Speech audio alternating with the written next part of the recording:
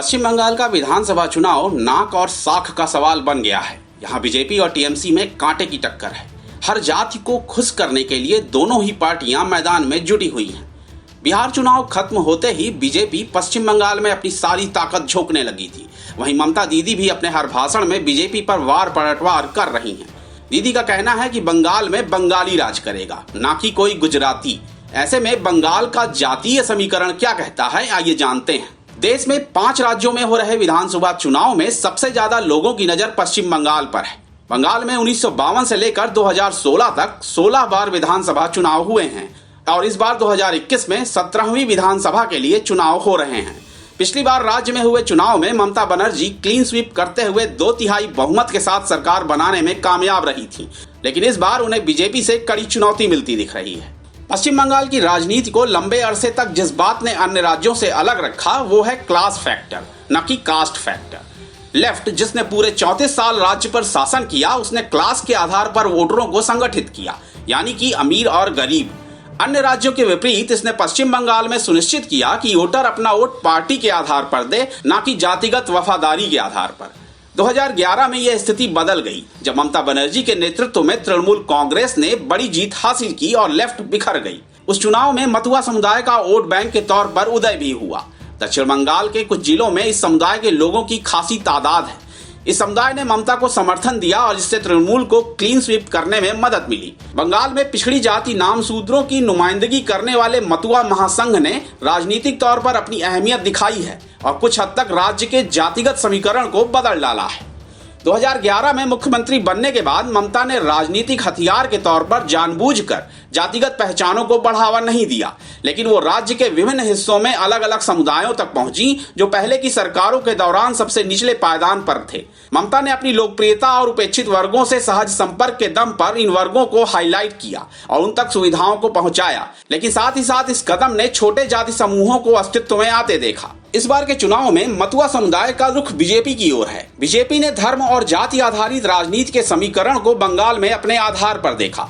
Refugee वाले तानों से परेशान इस समुदाय की लंबे समय से मांग नागरिकता की रही है और बीजेपी ने नागरिकता संशोधन एक्ट बनाकर मथुआ समुदाय के बीच अपनी पकड़ बनाने की कोशिश की, जो वोट बैंक के लिहाज से काफी अहम माना जा रहा है। यह असल में बीजेपी की भूल सुधार कदम भी बताया जाता है, क्योंकि एनआरसी ने बंगाल में रिफ्यूजियों के मन में तरह तरह के डर पैदा कर दिए थे, जिन्हें सीएए के जरिए मिटाने की कोशिश की गई। बीजेपी बंगाल की तमाम जातियों को साधने की कवायद में है। इस कड़ी में मथुआ समुदाय, जो बंगाल में अनुसूचित जनजाति की आबादी का दूसरा सबसे बड़ा हिस्सा है, जिसे जोड़ने के लिए बीजेपी हर संभव कोशिश में जुटी है। बीजेपी नेता मथुआ समुदाय के लोगों के घरों में जाकर भोजन कर रहे हैं और उन्हें सीएए कानून के तहत भारत की नागरिकता दिलाने का वादा भी कर रहे हैं। पश्चिम बंगाल के चुनाव में जातीय वोट बैंकों के साथ साथ एक और फैक्टर है जो काफी अहम है। वो फैक्टर है एम फैक्टर। तो चलिए बात करते हैं आखिर कौन से वो 5 एम फैक्टर हैं जिन पर जीत निर्भर करेगी। प्रधानमंत्री नरेंद्र मोदी, गृह मंत्री अमित शाह समेत बीजेपी के सभी दिग्गज नेता बंगाल में बीजेपी की जीत के लिए जोर लगा रहे हैं। बीजेपी अपने इस प्रयास के दम पर राज्य के राजनीतिक समीकरण में भारी सेंध लगा सकती है। IANS वोटर सर्वे के अनुसार तृणमूल कांग्रेस के 156 सीटों के साथ एक स्पष्ट विजेता के तौर में उभरने की संभावना है, जो आधे से अधिक है। हालांकि 2094 सीटों वाली विधानसभा में 2016 के मुकाबले 55 सीटें कम हैं।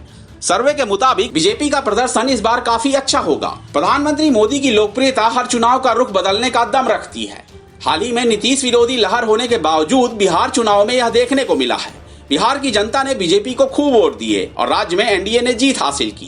प्रधानमंत्री मोदी पश्चिम बंगाल में जीत के लिए पूरा दम लगा रहे हैं।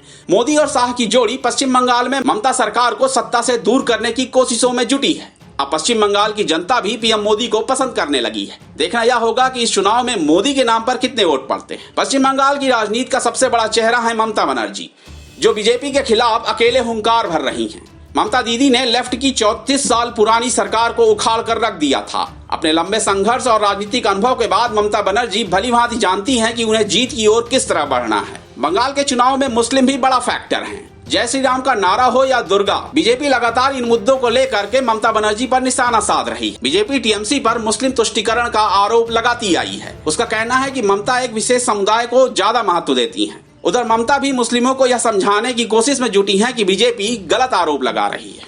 ममता बनर्जी खुद को बंगाल की मिट्टी का बताकर हर बंगाली वोटर को रिझा रही हैं। ममता बनर्जी बीजेपी को बाहरी बताती हैं, लेकिन हर बार का जवाब बीजेपी ने शानदार तरीके से दिया है। बीजेपी ने साफ किया कि बंगाल में उनका सीएम उम्मीदवार इसी राज्य से होगा। बीजेपी का कहना है कि ममता बनर्जी ने बंगाल की संस्कृति को तबाह कर दिया है। इस बार के चुनाव में बंगाल में विपक्ष के पास भाई भतीजावाद, भ्रष्टाचार, सिंडिकेट, कानून व्यवस्था और राजनीतिक हत्या जैसे मुद्दे हैं। लेकिन इस बार असली मुकाबला ममता के बंगाली उपराष्ट्रवाद और बीजेपी के हिंदू राष्ट्रवाद के बीच होने के आसार हैं।